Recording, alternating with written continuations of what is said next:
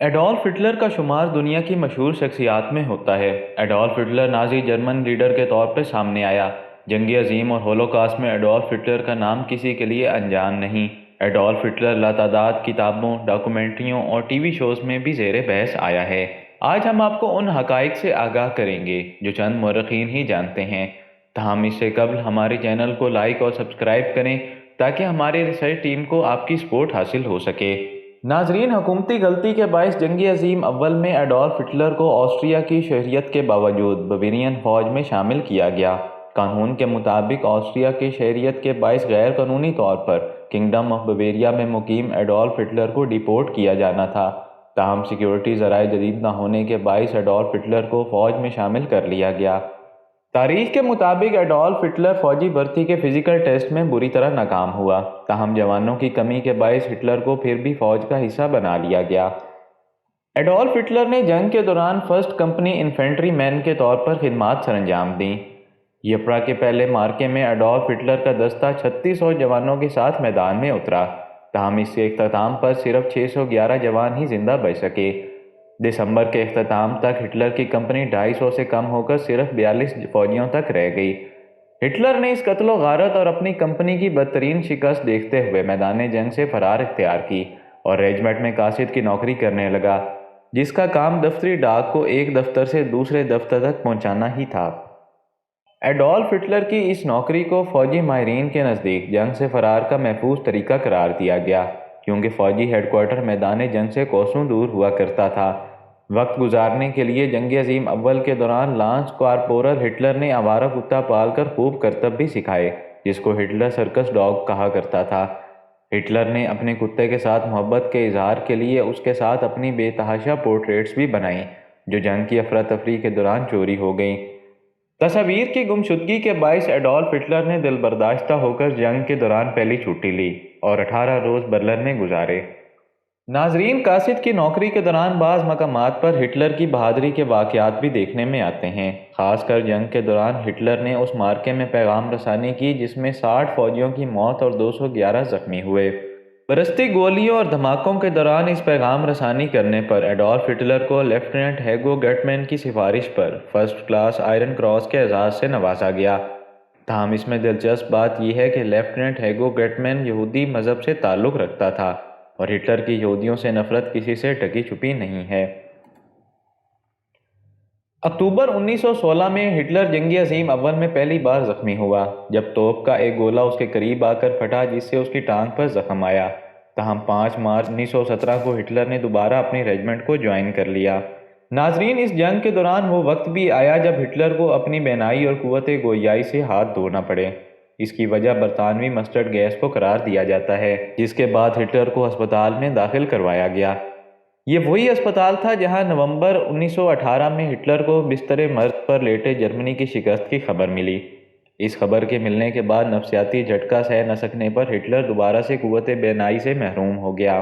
Adolf Hitler نے بعد ازاں اپنی کتاب میں لکھا کہ ہسپتال میں بستر پر موجود مجھے خیال آیا کہ میں جرمنی کو آزاد کرواؤں گا اور اس کو ایک عظیم سلطنت بناؤں گا۔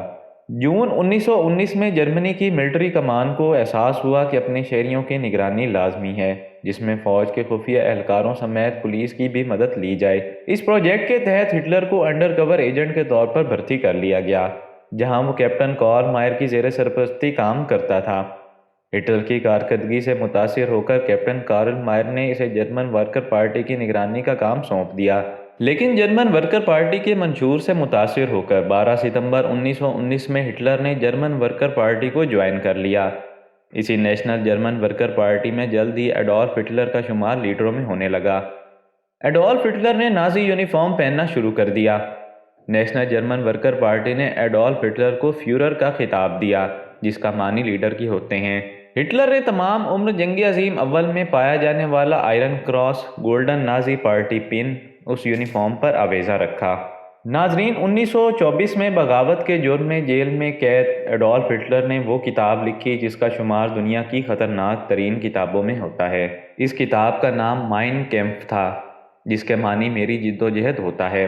اس کتاب میں ہٹلر نے اپنی زندگی کی جدوجہد اور اپنے نسل پرست نظریے کو پیش کیا۔ یہ کتاب نیشنل سوشلزم کے لیے بائبل کا درجہ رکھتی تھی، تاریخ کے مطابق 1939 میں اس کتاب کی 50 لاکھ سے زائد کاپیاں فروخت ہو چکی تھیں، لیکن ہٹلر کی موت کے بعد اس کتاب پر جرمنی سمیت دیگر ممالک میں پابندی لگا دی گئی۔ تاہم 2016 میں یہ پابندی ختم ہونے کے بعد جرمنی میں یہ کتاب ایک بار پھر سے بیسٹ سیلر کا اعزاز رکھتی ہے۔ ناظرین، تدبیروں اور سازشوں کی ایک طویل داستان کے بعد جنوری 1933 میں ہٹلر جرمنی کا چانسلر منتخب ہوا۔ یہ وہی وقت ہے جب جرمنی کی پارلیمانی بلڈنگ نظر آتش ہوئی۔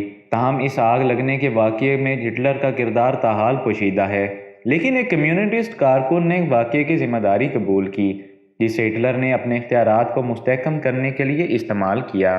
ناظرین، جیسا کہ ہم گزشتہ ویڈیو میں آپ کو آگاہ کر چکے ہیں کہ ایڈولف ہٹلر ایک ناکام مصور کی زندگی بسر کر رہا تھا۔ وہ مصور جس کو وینا اکیڈمی آف فائن آرٹس نے بھی داخلہ دینے سے انکار کر دیا تھا۔ فیورر بننے کے بعد ہٹلر کا مصوری کا شوق پہلے سے بڑھ گیا۔ ہٹلر فرانسیسی آرٹ، امپریشرزم، کیوبزم آرٹ اور زیورخ آرٹ کا بدترین نقاد تھا۔ یہی وجہ ہے کہ نازی کارکنوں نے ان تمام آرٹ کے شاہکاروں کو جرمن میوزیم سے نکال باہر کیا۔ ناظرین، نازی جماعت مشہور آرین نسل کی تحفظ کرنے کے لیے صحت مندانہ پالیسیوں کو فروغ دینے میں بہترین کردار رکھتی ہے، اور یہی وجہ ہے کہ ہٹلر شراب نوشی اور سگریٹ نوشی سے تو دور رہا ہی بلکہ تمام عمر سبزی خور بھی رہا۔ لیکن 1941 میں ہٹلر کے ذاتی معالج نے اس راز سے پردہ اٹھایا کہ وہ خود ہٹلر کو مارفین اور کوکین سمیت دیگر نشہ آور ادویات فراہم کرتا رہا ہے۔ بعض افراد کے نزدیک زندگی کی آخری لمحات میں ہٹلر پارکنسن بیماری میں مبتلا ہو گیا تھا۔ اس کو قریب سے دیکھنے والے لوگوں کے مطابق اس کا جسم کا کپکپانا نشہ نہ ملنے کے باعث تھا۔ ناظرین، ایڈولف ہٹلر نے چانسلر کے عہدے کو اپنے ذاتی مفاد کے لیے بھی استعمال کیا، اور یہی وجہ ہے کہ ایڈولف ہٹلر جو قسم پرسی کی زندگی بسر کر رہا تھا، موت کے وقت $5 بلین سے زائد کے اثاثوں کا مالک تھا۔ تاریخ کے مطابق حکومت میں آنے کے بعد اپنی کتاب مین کیمپ کی خریداری کے لیے ایڈولف ہٹلر نے حکومتی احکامات جاری کیے، جبکہ اپنے اثاثہ جات میں آرٹ کے شاہکار شامل کرنے کے لیے کروڑوں ڈالرز بھی خرچ کیے۔ یہ اثاثہ جات اس کی موت کے بعد بویریا حکومت کے سپرد کر دیے گئے۔